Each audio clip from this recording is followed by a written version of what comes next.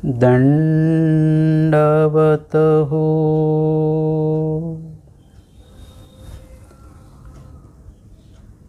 पैठन लीलाओं के आज के चौथे सत्र में हम ले रहे हैं पुरवार 108 नंबर की लीला।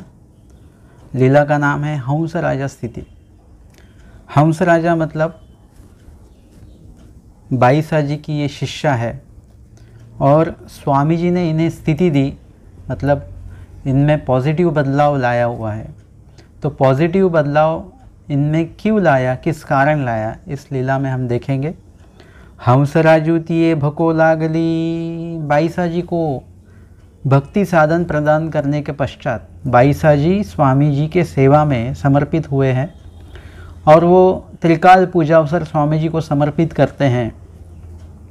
और ये सब बाईसा जी के जो शिष्य हैं हंस राजा और पांड्या, इन्हें ये कुछ बातें जच नहीं रही कि जिनकी पूजा हम करते थे, ऐसी बाईसा जी जो खुद को उनके पयोवर्तियों का जो मार्ग था, मतलब उनके जो पंथ में बाईसा जी खुद को इतना सम्मान देते थे, खुद को वो वयोवृद्धत्व, मतलब इस परिवार में सबसे बुजुर्ग व्यक्ति मैं ही हूँ, ज्ञानी व्यक्ति मैं हूँ, ऐसा बाईसा जी को लगता था। और ऐसे विचारों वाले बाईसा जी और जिनका पूजन हम करते थे रोज़, वही बाईसा जी आज और किसी महात्मा जी का पूजन कर रहे हैं जो महात्मा जी पयोवर्तीय मार्ग के, मतलब हमारे मार्ग के नहीं हैं। ऐसे व्यक्ति की पूजा बाईसा जी करते हैं। ये बातें हंस राजा और पांड्या, इन्हें ये जच नहीं रही है। और ऐसे में ही हंस राजा जो है तिये भको लागली मतलब वो बाईसा जी की निंदा करने लगी। भकने मतलब निंदा करने। निंदा किस प्रकार की निंदा है?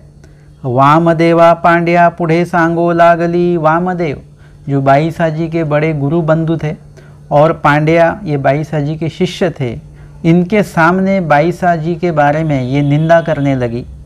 आमचा पयो आरतियाचा मार्गो या नागूबाई या नासिला। बाईसा जी का नाम था नागूबाई और वो कहते थे, हंस राजा उन दोनों को कहते थे कि हमारा पयोवर्तियों का जो मार्ग है, हमारा जो पंथ है, हमारा जो धर्म है, हमारा जो आचरण है, ये बाईसा जी ने क्या किया, नागोबाई ये नासिला, इसका नाश कर दिया इन्होंने। काफ़ी अच्छा आचरण हमारा शुरू था, हमारे खाने पीने की जो नियम है, हमारे आचरण के जो नियम है, वो हमसे पाले जा रहे थे अच्छी तरह से। और ऐसे में ही बाईसा जी के मतलब आचारों में जो परिवर्तन आया है और पता नहीं कोई महात्मा आए उनका पूजन वो करते हैं। हमारा जो मार्ग है इन्होंने नाशिला मतलब इसका नाश कर दिया इन्होंने, पूरा मार्ग हमारा भ्रष्ट कर दिया इन्होंने।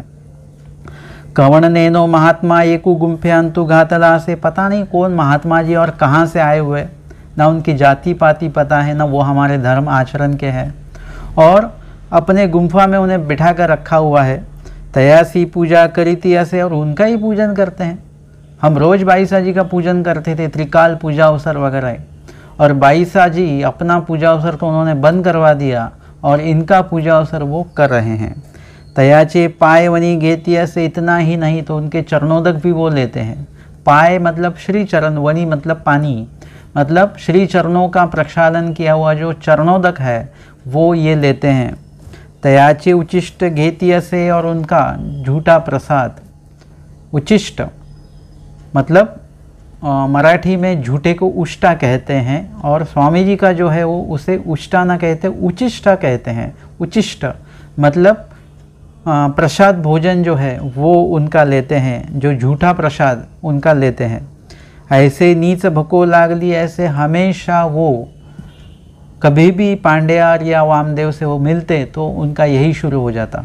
कभी कभी ऐसा होता है कि कुछ बातें हमें अच्छी नहीं लगती है तो हम क्या करते हैं, एक बार उसके बारे में नहीं बोलते, हम बार बार, कोई सुनने वाला मिल जाए तो हम बार बार उसके बारे में बातें करते रहते हैं जो हमें अच्छा नहीं लगा है या फिर अच्छा लगा है।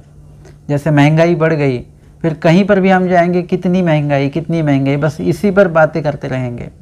गर्मी बढ़ जाती है तो हम कहते कितनी गर्मी बढ़ गई, मतलब जो माहौल होता है उस माहौल के बारे में हम बार बार किसी और से उस माहौल के बारे में कहते रहते हैं, बोलते रहते हैं, हालांकि उससे फ़ायदा कुछ नहीं होता है, उससे आपको कुछ लाभ भी नहीं होता है। सिर्फ हमारे मन में कुछ तो बोलने के लिए आता है और हम बोल देते हैं। कभी कभी ऐसा होता है कि अगर 2-4 लोगों में जाकर बैठे तो ऐसा हमें लगता है कि हमें भी कुछ बात करनी चाहिए, सब लोग बातें कर रहे हैं यहाँ पर और मेरे पास कुछ विषय ही नहीं है। तो फिर ऐसे वक्त में हमें जो भी बातें याद आती है उन बातों पर हम क्या करते हैं, बोलते रहते हैं, जिसका हालांकि कोई फ़ायदा नहीं होता है, कुछ उसका लाभ भी नहीं होता है, लेकिन हम बोलते रहते हैं। ऐसे नीच भको लागली, यहाँ पे तो कारण है हंस राजा को, बाईसा जी की निंदा वो कर रहे हैं, उसका कारण भी है जो बताया गया। और वो नीच भको, नीच मतलब रोज, हमेशा, नित्य, भको लागली मतलब बाईसा जी की निंदा वो करते रहते थे, बस उनको और दूसरा कोई काम ही नहीं है। मग एकुदिसी बाईसी मणितले, और बाईसा जी के कानों तक ये खबर है, ये पहुंच गई। कभी कभार वो वामदेव या पांड्या के पास हंस राजा बाईसा जी की निंदा करते, तो कभी कभार बाईसा जी ने भी उस निंदा को सुना होगा, उनके पास भी वो खबर पहुंची होगी कि हंस राजा मेरे बारे में और स्वामी जी के बारे में क्या क्या कह रहे हैं। और फिर बाईसा जी के कानों तक ये पहुंच गया। अभी बाईसा जी कैसे पता है आपको? अगर बाईसा जी को कोई अच्छा नहीं लगता है या कोई गलती कर देता है तो बाईसा उससे मतलब उसको कितना कुछ भला बुरा कह देते हैं बाईसा जी। लेकिन ये गौर करने जैसा है कि बाईसा जी को खुद को हंस राजा कुछ कह रहे हैं, उनकी निंदा कर रहे हैं, लेकिन बाईसा जी कुछ भी नहीं कहते हंस राजा को। वो किन से कहते हैं? बाबा ये आंसू बाईसी का ही कीजो का स्वामी जी, मतलब अगर वो मेरे बारे में और स्वामी जी के बारे में अगर कुछ उल्टा सीधा वो कहते हैं तो इसके बारे में बाईसा जी ने हंस राजा से कोई झगड़ा नहीं किया, कुछ बात भी नहीं की। उन्होंने सीधा आकर स्वामी जी से कहा कि हंस राजा मेरे बारे में ऐसा ऐसा कुछ मेरी निंदा करती है वगैरह। हासू बाईसी का ही कीजों का आप ही देख लीजिए। मतलब ये सोचना चाहिए, अगर कभी कभी ऐसा होता है हमारे बारे में कुछ उल्टा सीधा कोई कह देता है तो हम उनसे सीधा जाकर झगड़ा कर लेते हैं। मेरा ख्याल ऐसा है कि इस लीला से मैं ये बोध लेता हूँ, अगर मेरे बारे में कोई उल्टा सीधा कुछ कहता है तो मैं मतलब मेरा कर्तव्य ऐसा ही मैं रखूँगा कि मैं उस बंदे से कोई झगड़ा नहीं करूँगा, उस बंदे को जाकर मैं कुछ पूछूंगा नहीं, कुछ कहूँगा नहीं, कुछ नहीं। लेकिन भगवान से ज़रूर कहूँगा कि ये मेरे बारे में ऐसा ऐसा कह रहे हैं, अगर मैं गलत हूँ तो मैं गलत हूँ, मुझे उसकी सज़ा मिलेगी। अगर लेकिन मैं गलत नहीं हूँ तो हे भगवान मेरे ज़रिए आप ही इन्हें उत्तर दे दीजिए। उत्तर दे दीजिए मतलब इनका कुछ बुरा कीजिए, ऐसा नहीं। कोई आपकी निंदा करता है इसका अर्थ ये नहीं कि उसका बुरा होना चाहिए। आपको मतलब ऐसी प्रार्थना करनी चाहिए कि भगवान ये जो मेरी निंदा कर रहे हैं, मेरे बारे में झूठ कह रहे हैं, तो इन्हें सही उत्तर मिलना चाहिए। इनके मन में जो अज्ञान है, अन्यथा ज्ञान है, उसका नाश आपने ही करना है, आपने उसे जवाब देना है। और उनके मन का जो मैल है आपको ही उसे निकाल देना है। इस तरह से क्या होगा कि आपका भी कुछ बुरा नहीं होगा, जो निंदा कर रहे हैं उनका भी बुरा नहीं होगा, और उन्हें सच क्या है वो भी पता चल जाएगा। और ये सभी जिम्मेदारियाँ आप महाराज जी के ऊपर, स्वामी जी के ऊपर डाल दीजिए, स्वामी जी बराबर सब करेंगे। अगर आप सही है तो भगवान पूरा आपकी जिम्मेदारी भगवान खुद लेंगे, और अगर आप गलत हो तो उसके ज़िम्मेदार आप ही, और उसकी सज़ा आपको खुद को ही भोगनी पड़ेगी। अभी यहाँ पर बाईसा जी को पता है कि मैं जो कुछ कर रही हूँ ये कुछ गलत नहीं है, ये तो सही है, मैं भगवान की सेवा कर रही हूँ। और मेरी निंदा अगर हंस राजा करती है तो मैं हंस राजा से जाकर क्यों कहूँ? ये निंदा तो मैं भगवान की पूजा करती हूँ, इसीलिए मुझे ये मेरी निंदा कर रही, तो मैं भगवान से ही जाके बोलूँगी कि देखिए ऐसा ऐसा हो रहा है, तो आप ही देख लीजिए क्या करना क्या नहीं करना है। स्वामी जी की और ये जिम्मेदारी बाईसा जी ने दे दी है। और फिर क्या हुआ है कि हे काही मणिये व्यापार करू न लगे, क्या क्या करती है? अगर मैंने आपकी सेवा के लिए अगर मैंने उनको कुछ कहा कि स्वामी जी के लिए पानी लेकर आइए, तो हंस राजा पानी नहीं लाएगी। मैंने आपकी सेवा को लेकर के कुछ अगर उसे कुछ काम दिया, कुछ कर्तव्य अगर उसे दे दिया, तो हंस राजा मुझे बिल्कुल भी ज़रा भी मदद नहीं करती है। आणि पांड्यासी जाऊनी काही भक्ति असे, और पांड्या वामदेव को जाकर पता नहीं क्या क्या कहते रहती है, क्या क्या बोलते रहती है, ऐसी निंदा हंस राजा मेरे बारे में करती है। मग एकू दिसी गोसाव्यांसी ओट्यावरी आसन असे, और आप ही जाकर आप ही उन्हें देख लीजिए, आप ही उनका जो अन्यथा ज्ञान है वगैरह आप ही उसका निरसन कर दीजिए।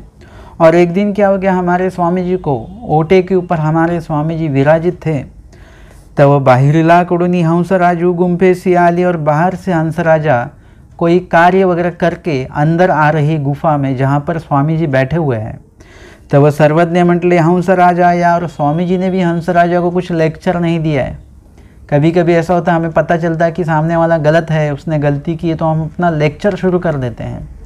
लेकिन लेक्चर शुरू करने से भी अच्छा आप उसे कुछ अलग तरीके से भी आप समझा सकते हो।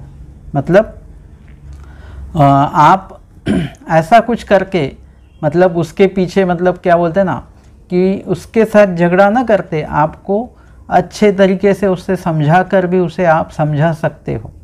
यहाँ पर स्वामी जी है, अपना सामर्थ्य कार्य दिखा रहे हैं।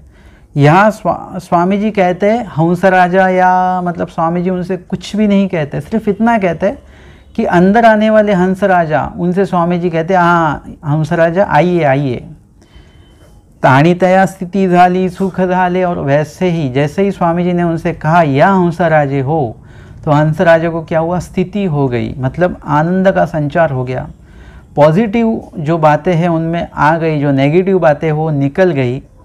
इस प्रकार से दृक् स्पर्श आलाप और अंतकरण के जरिए ये चार दातृत्व के जो साधन हैं, एक तो दृक् मतलब दृष्टि द्वारा स्वामी जी देते हैं किसी को, जैसे भाई साहब जी को भक्ति साधन का प्रदान किया हुआ है। स्पर्श मतलब किसी को छूकर स्वामी जी उन्हें सुख प्राप्ति करवाते, जैसे गरुड़ घोड़े के ऊपर स्वामी जी बैठे हुए थे, विराजित थे, और स्वामी जी के श्रीमूर्ति के स्पर्श से उन्हें सुख आनंद हो रहा था। गरुड़ घोड़ा जब स्वामी रामदरन्या जी के साथ अचलपुर आ रहे थे तभी की बात है। दृक् स्पर्श आलाप और अंतकरण मतलब किसी को याद करके स्वामी जी उनके बारे में चिंतन करते हैं। जैसे 6 महीने बाईसा जी के बारे में स्वामी जी सफ़र में ही चिंतन करते करते पैठन पहुँचे हैं। और आलाप मतलब बोलकर, जो इसी लीला का प्रमाण हम देंगे, हंस राजा से स्वामी जी ने बात की और उन्हें अच्छा लगा। मतलब उनमें जो नेगेटिव विचार थे, निंदाजनक विचार थे, वो सब उन निंदाजनक विचारों का नाश हो गया और ही तया स्थिति झाले, सुख झाले, उन्हें काफ़ी अच्छा लगा, काफ़ी समाधान महसूस हुआ। और सर्वज्ञ बाईस आते मणितले, और स्वामी जी बाईसा जी से कहते हैं, बाई कवणा एका महात्म्याच्या आधारी ऐसी शब्द वेदिया रसु असे। यहाँ पर स्वामी जी हमारे एक दृष्टांत बताते हैं। दृष्टांत है शब्द वेदिया रसाचा। शब्द वेदिया रस मतलब शब्दों को वेधने वाला रस है, मतलब एक सिद्ध रस है जो चमत्कारी ऐसा लिक्विड है। रस मतलब लिक्विड और सिद्ध रस मतलब चमत्कारिक लिक्विड है, जिसके संपर्क में आए हुए किसी भी धातु का क्या हो जाता है, सोने के रूप में, मतलब सुवर्ण उसका हो जाता है। अगर वो लोखंड भी हो तो उसका अगर आवाज़, मतलब उस रस का भी उसे स्पर्श नहीं होना चाहिए, सिर्फ आवाज़ का स्पर्श हो जाए तो भी उस आवाज़ से भी क्या होता है, वो लोखंड जो है वो सोने के इसमें बदल जाएगा, रूप में बदल जाएगा वो। तो यहाँ पर स्वामी जी इस शब्द के बारे में ही, शब्द का महत्व बताते हैं कि परमेश्वर जी के शब्दों के या स्वामी जी ने जो वचन बताए हुए हैं उन वचनों के संपर्क में जो भी आ जाता है, उस सहवास में जो भी आ जाता है, वो क्या हो जाता है, और वो लोखंड भी हो तो वो सोना बन जाता है। जैसे हमारे पंथ में ही पूर्वकाल इतिहास की एक घटना बताई जाती है कि कोई बंदे थे, 2 गांव में रहने वाले, उनमें काफ़ी दुश्मनी थी। एक दिन क्या हुआ कि एक जो बंदा है वो दूसरे बंदे को मारने के लिए, कुछ झगड़ा हुआ था उनका, और वो उसे मारने के लिए उसके गांव जा रहा है, उसके साथ शस्त्र वगैरह सब है। और जाते जाते क्या हुआ, थक गया वो, तो थक गया तो किसी झाड़ के नीचे बैठा, और बैठते ही थोड़ा सा भोजन वगैरह किया होगा और उनके कानों में कुछ आवाज़ें सुनाई दी।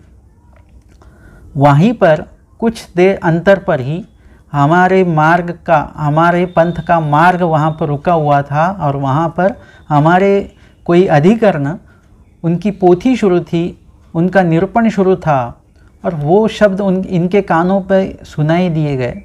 और वहाँ पर टीका शुरू थी, आत्मघात की ऐसी कौनी ठाओ नाही नायिका। इस वचन की टीका और इस वचन का विश्लेषण निरूपण वहाँ पर शुरू था। ये जो बंदा है जो किसी का खून करने निकला हुआ है, गुस्से में निकला हुआ है, उसने ये सब सुना। अगर मैं अपने खुद का आत्मघात कर लेता हूँ या किसी की हत्या अगर मैं कर देता हूँ तो मुझे कौन से नरक हो सकते हैं, ये पोथी से उन्होंने सुना हुआ है।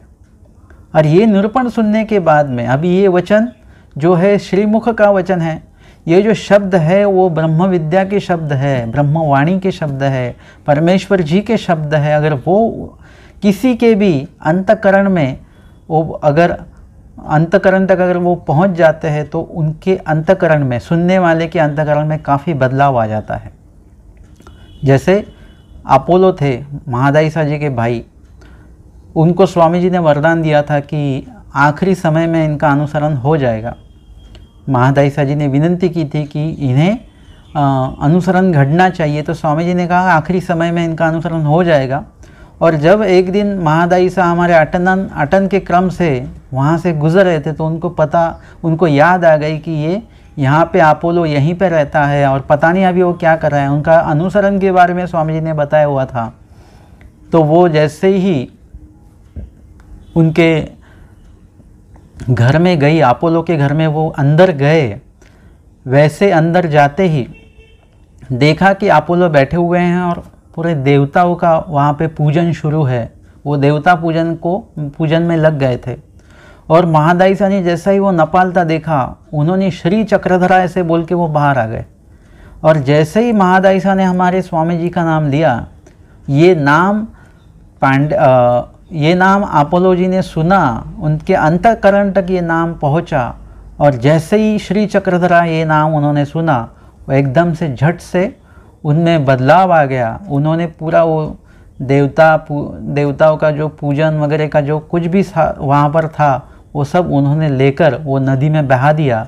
और वो महादायिसा जी के साथ निम्बा इस गांव में हमारे आचार्य जी का जो आश्रम था, वहाँ पर वो आए और वहाँ पर उन्होंने अनुसरण लिया।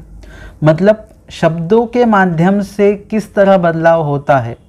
आज की डेट में भी अगर कोई कुछ निरूपण है, वो निरूपण ब्रह्म विद्या का अगर कोई सुनता है तो उसे भी, जब अभी आपको ही समझो लगा कि अभी किसी के साथ जाकर झगड़ा करना है वगैरह, इस गुस्से में आप बैठे हो, और जैसे ही आपने कोई भी वचन और उसका विश्लेषण निरूपण अगर आपने सुना तो आप में झट से बदलाव आ जाता है, क्योंकि वो वचन श्रीमुख के है, स्वामी जी के है। तो उसके कारण क्या होता है कि हमारे अंतकरण में अपने आप बदलाव आ जाता है।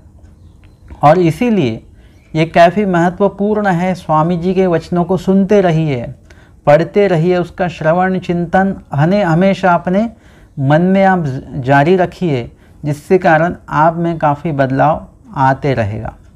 अब यहाँ पर स्वामी जी के जो वचन है, उस वचन पर ही विश्लेषण शुरू है, और उसके ज़रिए, उस वचन के और वचन के विश्लेषण के जरिए ये पता चल रहा है कि किस प्रकार के नरक हो सकते हैं मुझे, मैं जिसे मारने जा रहा हूँ, अगर उसे मैं मारता हूँ तो मेरी आगे क्या हालत हो सकती है, किस प्रकार के नरक मुझे होंगे, इसकी जानकारी उस निरूपण के माध्यम से हुई। हालांकि ये बंदा उपदेशी भी नहीं था, जय श्री कृष्ण पंथी का नहीं था, महानुभाव पंथ का ये नहीं था, लेकिन फिर भी उसने सुनने के बाद में स्वामी जी के वचनों की ये ताकत है, एक पवित्रता है इस वचनों में कि जो भी ये सुनता है उसमें ये बदलाव आता है। और उन्होंने फिर वो अधिकरण के सामने वो बंदा आया और उन्होंने काफ़ी वहाँ पर प्रायश्चित किया कि मैं भी इसी किसी बुरे काम के लिए मैं जा रहा था सामने वाले गांव में, और अब मुझे इस वचन से पता चल गया कि ये सब गलत है करना, हिंसा करना ये काफ़ी गलत है, भांडते दोगे अन्यायी मतलब झगड़ा किसी से करना ये काफ़ी गलत है। ये मुझे आज के प्रवचन के माध्यम से ये पता चला, और अभी मैं इस झगड़े को ख़त्म करना चाहता हूँ। और ये भी सामने वाले गांव में जो झगड़ा करने जा रहे थे, अभी विनम्रता से उस गांव में वो गए, जिस बंदे से झगड़ा करने वाले थे उस बंदे के सामने गए और उससे कहा, वो भी तैयारी में था कि ये झगड़ा करने के लिए आने वाले हैं इसलिए, लेकिन उसने देखा अरे ये तो काफ़ी विनम्रता से आ रहे हैं। फिर उनमें बात हुई, संवाद हुआ, तो उन्होंने कहा देखिए मैं तो आपसे झगड़ा करने ही आ रहा था, मैं आपको मारने ही आने वाला था, लेकिन रास्ते में मैंने ऐसा ऐसा निरूपण सुना और उसी वक्त से मेरे मन में बदलाव आ गया। आज से मेरी तरफ से वो झगड़ा जो है ख़त्म। तो जो सामने वाला था उसने कहा कौन सा निरूपण सुना आपने, किससे सुना, मुझे भी बताइए। और ये भी आ गए और इन्होंने भी फिर निरूपण बाबा जी ने कुछ उनको किया होगा और इन दोनों में बदलाव आ गया, इनमें भी आ गया उनमें भी आ गया, और दोनों ने आगे जाके उपदेश लिया, महानुभाव पंथ का स्वीकार किया और झगड़ा उनका हमेशा के लिए ख़त्म हो गया। मतलब ब्रह्म विद्या के शब्दों में, वचनों में, लीलाओं में इतनी ताकत है कि जो भी वो सुनेगा उसमें अपने आप बदलाव आते रहेगा। मतलब मुझे किसी ने कहा कि हमारे घर में सभी उपदेशी है, मैं उपदेशी नहीं हूँ और मुझे ये पंथ बिल्कुल भी अच्छा नहीं लगता है, लेकिन हाल ही में किसी ने आपके 2-3 रिकॉर्डिंग्स जो है वो मुझे भेजे। मैं उपदेशी नहीं हूँ लेकिन मुझे उन्होंने वो रिकॉर्डिंग्स भेजे आपके, और मैंने वो रिकॉर्डिंग्स सुने, अभी मुझे उपदेश लेना है। इतना बदलाव 2-3 रिकॉर्डिंग से, 2-3 निरूपण से ही उनमें आ गया है। क्यों आ गया है ये मैं ऐसा नहीं कहूँगा कि ये मेरा सामर्थ्य है क्या, ये नहीं, ये मेरे निरूपण का सामर्थ्य है क्या, नहीं, ये शब्द ही ऐसे हैं। मैंने खाली क्या किए, आगे तक पहुँचा है, बस मेरा कुछ भी रोल नहीं है इसमें। सब रोल किनका है, स्वामी जी का है, उनके शब्दों का है। जो शब्द निर्दोष है, पवित्र है, निर्गुण है, और ऐसे शब्द श्रीमुख के स्वामी जी के किसी तक पहुंच जाते हैं तो बंदा वहीं पर बदल जाता है।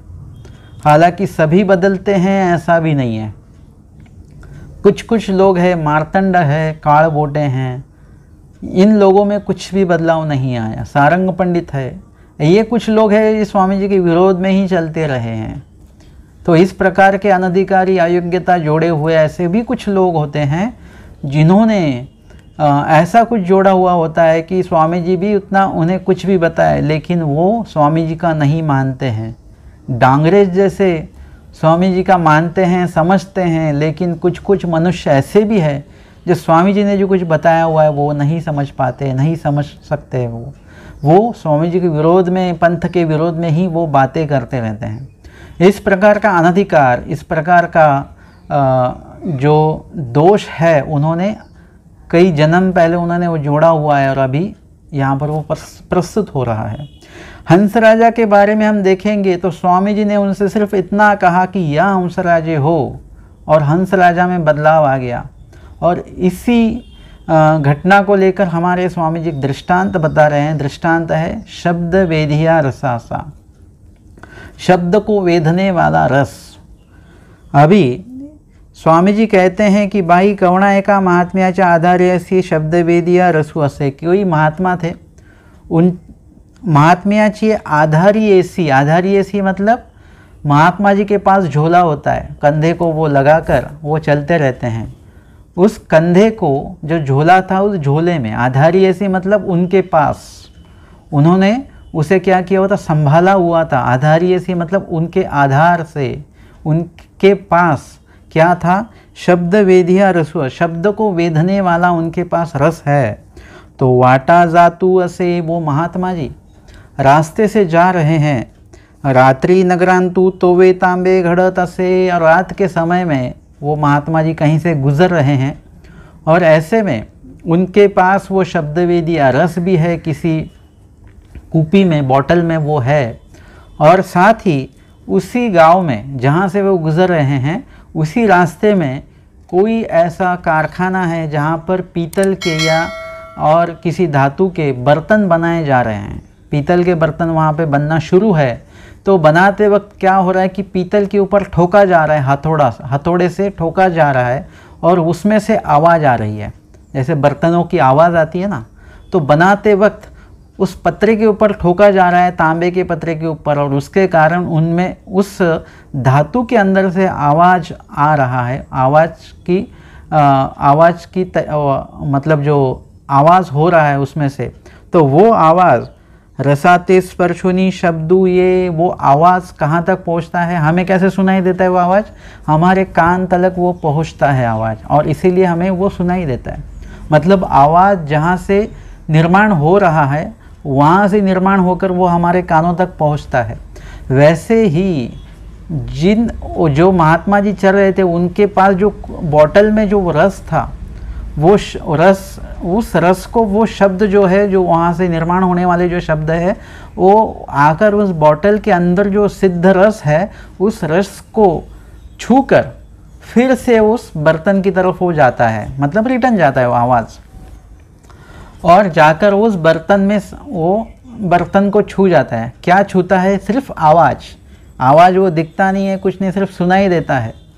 लेकिन वो आवाज़ वहाँ से आकर इस सिद्ध रस को स्पर्श करके, टच करके, फिर जाकर उस बर्तन में, जिस बर्तन से वो आवाज़ आई है, उस बर्तन में वो आवाज़ विलीन हो जाती है, वो इसमें वो इन्वॉल्व हो जाती है आवाज़। और जैसे ही ये शब्द को स्पर्श, मतलब ये रस को स्पर्श किए वह आवाज़, बर्तन का आवाज़, फिर उसी बर्तन को फिर से स्पर्श करता है, तो उस तोवे तांबे से, मतलब वो गरम किया हुआ जो तांबा है, तांबे का बर्तन है, वो क्या हो जाता है कि तोवे तांबे से वो उसका क्या होता है, तेथची विलय रहती है, तोवे तांबे से ते सोने होए, वो स्वर्ण धातु में वो बदल जाता है।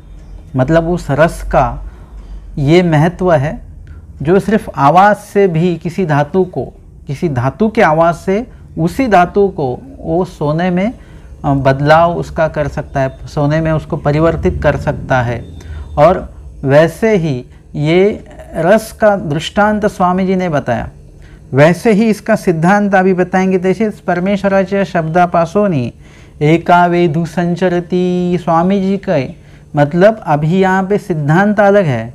सिद्धांत में जिसे सोना है, जिसे सोना होना है, उसमें से ही आवाज़ आती है, और रस जो है वो शांत बैठा हुआ है, वो कुछ बोलता नहीं है, वो सिर्फ आवाज़ को क्या करता है, कैप्चर करके उस आवाज़ से ही उस धातु को, जिस धातु का ये आवाज़ है, उस धातु को वो सोना कर देता है।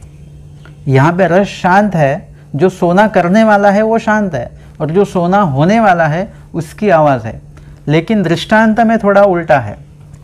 यहाँ पर बताया गया है कि तैसे परमेश्वराच्या शब्दापासून एका वेद संचरती, स्वामी जी जो बोलते हैं, स्वामी जी के जो शब्द निकलते हैं, निर्गुण ब्रह्म विद्या युक्त जो शब्द है, वो जैसे ही स्वामी जी बोलते हैं, उसका निरूपण करते हैं, तो उसके कारण क्या होता है कि जो सामने वाला जो बंदा है, जो अधिकारी है, अनधिकारी है, जिसका योग अभी आया हुआ है, या जिसे स्वामी जी, जिनमें स्वामी जी बदलाव करना चाहते हैं, उस व्यक्ति के अंतकरण तक ये स्वामी जी के शब्द, निरूपण के शब्द पहुंचते हैं। और जैसे ही पहुंचते हैं वैसे ही क्या हो जाता है कि वो सामने वाला जो बंदा है, जो दोष युक्त होकर वहाँ पे उसका वर्तन शुरू है, वो अपने आप क्या हो जाता है, उसके दोषों का क्षालन हो जाता है, दोषों का नाश हो जाता है, और वो पवित्र हो जाता है, शुद्ध हो जाता है, निर्दोष हो जाता है। हंस राजा जो इतने दिन अपने मन में बाईसा जी के बारे में या स्वामी जी के बारे में वो अपने मन में दोष लिए फिर रहे थे, यहाँ वहाँ बोल रहे थे, तो उसके कारण क्या हुआ कि स्वामी जी के शब्द जैसे ही हंस राजा हो या ऐसे स्वामी जी ने कहा आइए, तो वो सुनते ही वो शब्द उनके कानों के ज़रिए उन्होंने सुने, और अंतकरण में जाकर वो शब्दों का मतलब उपयोग ऐसा हुआ कि उनके मन के अंदर जो दोष था वो पूरा का पूरा निकल गया और वो पॉजिटिव हो गए। परमेश्वराच्या शब्दापासून एका वेद संचरती, जैसे रस के कारण एखाद जो धातु है वो सोना बन जाता है, वैसे परमेश्वर जी के ब्रह्म विद्या के शब्द जो है उसके कारण भी परमेश्वर जी के लिए किसी के मन में आवड़ी या वेद जो है वो निर्माण होता है, आवड़ी और वेद का निर्माण होता है। अगर किसी के मन में ईश्वरदायक आवड़ी नहीं है लेकिन वो कुछ निरूपण सुन लेता है, प्रवचन सुन लेता है, तो उसके मन में परमेश्वर जी के प्रति, ज्ञान के प्रति, आचरण के प्रति आवड़ी बढ़ सकती है। वो उनका वेद जो है वो वेद बढ़ सकता है। और इसीलिए ये दृष्टांत स्वामी जी ने हमें बताया हुआ है, बाईसा जी को बताया हुआ है। हंस राजा को स्थिति हुई भोगिली भंगिली, कुछ देर तक स्थिति का आनंद उन्होंने लिया, उसके बाद में वो स्थिति वहीं पर रुक गई। मग तिये ही गोसावियांचे सेवादास्य गुरु लागले, और उस दिन से हंस राजा जो निंदाजनक वर्तन उनका चल रहा था, लेकिन जैसे ही स्वामी जी ने उन्हें वेद शक्ति का प्रदान किया है, उनमें जो बदलाव स्वामी जी ने लाया हुआ है अपने शब्दों के ज़रिए, उसी दिन से हंस राजा जो है वो भी स्वामी जी की सेवा में लग चुके हैं, समर्पित हो चुके हैं। सागड़ भरूनी आनी थी, स्वामी जी के लिए अगर कुछ पानी वगैरह लाना है तो ला देते थे। पूजा करू लागती, बाईसा जी स्वामी जी का पूजन करते थे, और उस पूजन के लिए जो कुछ मदद वगैरह, फूल लाना वगैरह, ये सब मदद जो है पहले हंस राजा नहीं करती थी, लेकिन आज से वो मदद, वो सेवा में आवड़ी पूर्वक समर्पण हंस राजा का भी वहाँ पर लगने लगा। पूजा करू लागती, ऐसी गोसाव्यांची आवड़ी संचरली, स्वामी जी के प्रति उनके मन में जो आवड़ी नहीं थी, लेकिन जैसे ही वेद का संचार हुआ, आवड़ी निर्माण हुई और स्वामी जी का पूजन वो करने लगे, स्वामी जी की हर सेवा वो करने लगे, बाईसा जी जो कहते वो सुनने लगे। इस प्रकार से पॉजिटिवली बदलाव हंस राजा में आज के बाद में, आज से ही आ चुका है। इस तरह से स्वामी जी ने यहाँ पर आलाप, मतलब स्वामी जी के श्रीमुख से निकले हुए शब्दों का क्या महत्व है, इस लीला के ज़रिए हमें पता चला है। आज के पैठन लीलाओं के चौथे सत्र में हमने लिए है पूर्वार्ध 108 नंबर की लीला हंस राजा स्थिति। तो आज के प्रवचन के बाद में हम यहीं पर रुकेंगे। दंडवत हो।